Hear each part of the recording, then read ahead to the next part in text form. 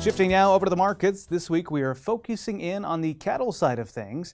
UNL Livestock Marketing and Risk Management's economist Elliott joined us earlier this week. It's been a bullish market for both live and feeder cattle as they remain near all-time highs in terms of the futures market. Here's my conversation with Elliott. I know you recently spoke at Sandhills Cattle Convention meeting. I'm sure they were picking your brain about your thoughts of the current market, so let's do the same here and get your thoughts when it comes to live and feeder cattle. What are you seeing out there?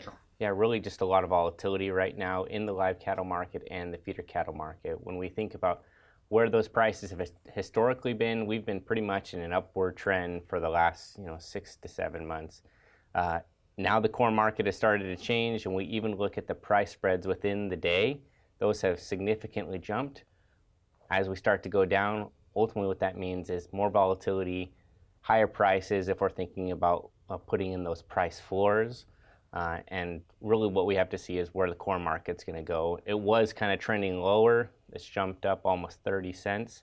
And so that's put a lot of downward pressure on the feeder cattle prices.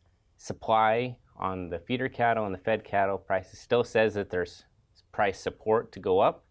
But I think people are trying to sort through where the corn market's going to go to try to determine what they're willing to pay for products right now.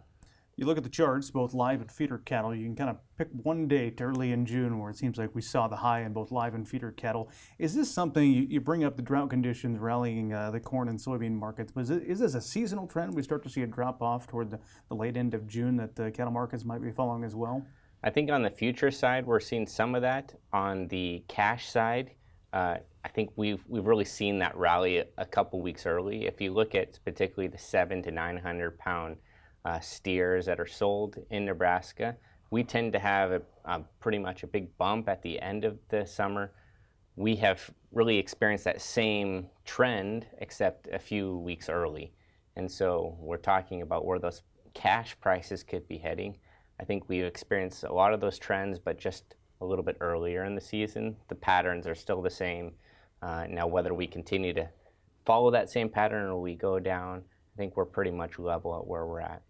Seems like there's a lot of emphasis put on, you and I were talking about this before you hit the record button today, there's a lot of emphasis put on the holidays throughout the summers. These are the big grilling holidays. We had Memorial Day, Father's Day just this past weekend. Hope you got a chance to grill yourself, Elliott. But yeah. When we look at that, and it comes to beef demand, there's a lot of emphasis put on that. What are you tracking, though, when it comes to data to see if beef demand is still there? Well, I think the Meat Demand Monitor from Kansas State University is one of the premier sources for that. That's funded by checkoff dollars, so everyone has access to it. Data is freely available.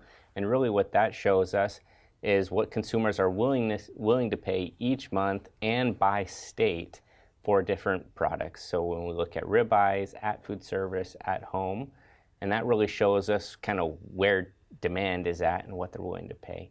And what we've seen is that consumer demand is starting to soften. Really when we talk about it's coming off all-time highs, and so while it's softening, it's not collapsing. That's what I'm watching pretty aggressively. And really when we talk about where inflation's continuing to go and where that debt level is at, that's of a concern.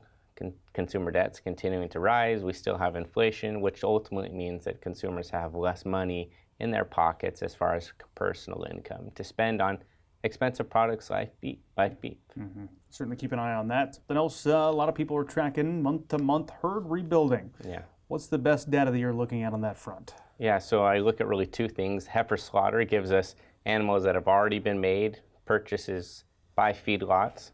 Heifer slaughter is still at pretty much what it was in 2022, which means there's still a lot of heifer slaughter being happening. We look at heifer placements into feed yards. That's still high. We're still at about 38, 39% on heifer. That's a quarterly report that happens by USDA as part of the cattle on feed report. So all those who participated in that, thank you.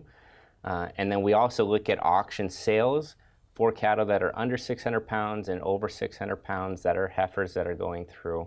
We still have quite a bit of heifers going through that market, which basically suggests that in the past, in the current, and in the future, we should still see large heifers on feed, which ultimately means herd rebuilding is not happening in this year and definitely we're starting to question whether it will happen even starting in the beginning of 2024. Yeah, you and I talked about that last time you were on the show. It takes a while to rebuild the cattle supply, so that's certainly a number we'll keep track of.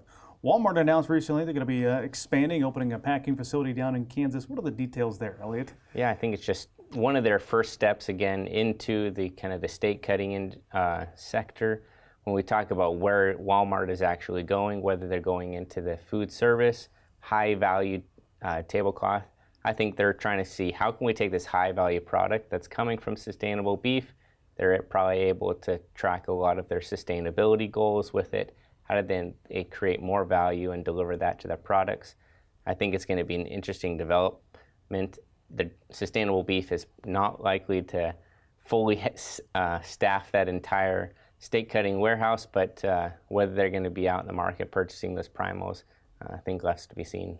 Okay, I began by saying you were at a cattle convention of sorts, getting the feeling of some sandhill ranchers out there. What were their takes? 30 seconds or so here. I think they're very positive. I mean, a lot of the sale barns that were happening there was extremely high prices. I was even surprised at how high those prices were. Just a lot of optimism in the market. I think that's a good thing given where we've been at. I think we just need to be looking forward as we think about things that could potentially soften those prices and just once again always be proactive on the risk management aspect.